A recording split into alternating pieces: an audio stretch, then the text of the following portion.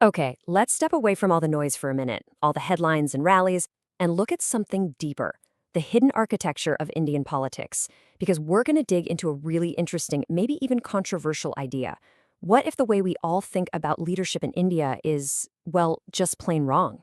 You know the question. Every 5 years, it's the question that just electrifies the entire country, right? It's in every conversation, on every news channel, all over your social media feed. It seems so simple, so direct, and it's the one thing everyone wants to know. But what if that question, that big central question, is built on a total misunderstanding of how things actually work? This idea, this quote, it challenges pretty much everything we think we know about how power is won in the world's largest democracy. It hints that the real story is a lot quieter and honestly a whole lot more interesting. All right, so first up, let's break down this powerful illusion. This idea that when people in India head to the polls, they are directly picking their prime minister. I mean, you see it everywhere, don't you? The whole campaign is built around one single personality. Their face is plastered on every poster. The rallies are all about their charisma. And the media?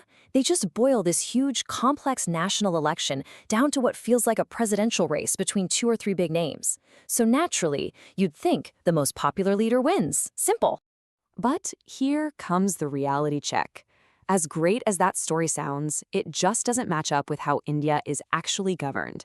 The system, the real mechanics of it all, points to a completely different process. So let's pop the hood and take a look at how this political engine really works. Okay, this table really lays it all out. The illusion, we think we're voting for the PM. The reality, we're voting for our local member of parliament, our MP.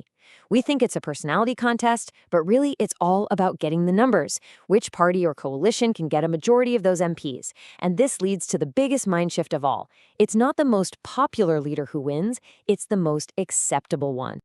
And this is the absolute core of it.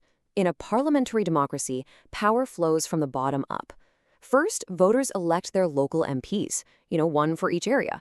It's only after all those results are in that the party or the group of parties with the majority gets together and they decide who's going to be their leader. So the prime minister is chosen by the parliament, not directly by the people. That's the key, right? So once you get that, it leads to this really surprising, really powerful idea about the kind of leader who actually comes out on top in this system.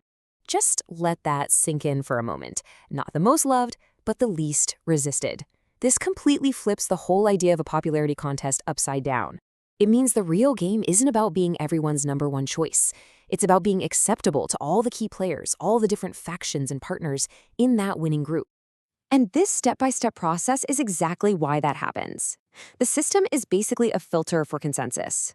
Sure, step one is the people voting for their local MPs, but look at the next steps. It's all about internal math and backroom deals.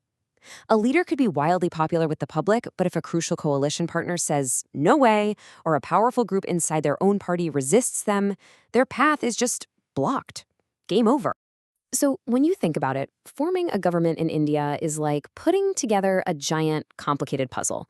You're piecing together a majority, and the leader is the person who can act as the glue, holding all those different pieces together. It's a win for compromise and acceptability, not just for one person's sheer force of will. Okay, so keeping that whole framework in mind, let's shift gears and look ahead. Because here's the thing. The kind of leader a country needs, well, it's not set in stone. It changes as the country itself changes. You can think of it like this. Nations go through different moods or phases.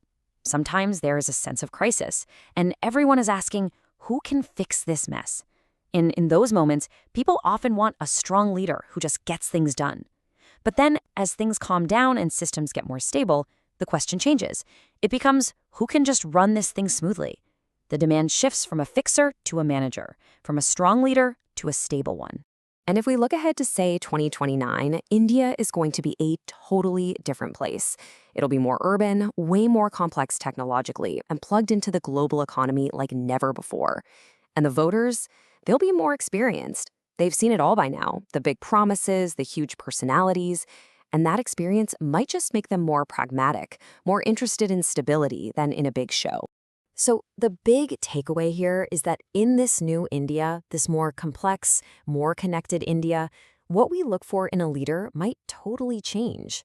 The skill of managing all these complicated systems, of providing a steady hand on the wheel, that could become way more valuable than just being able to give a great speech and fire up a crowd. And that's really the heart of it, isn't it? Leadership isn't some fixed, absolute thing. It's all about fit. It's about finding the right person for the unique challenges of that specific moment in time. And, the person shouting the loudest doesn't always have the best answers for the times we're in. So all of this leaves us with one final big thought. Maybe we've been asking the wrong question this whole time.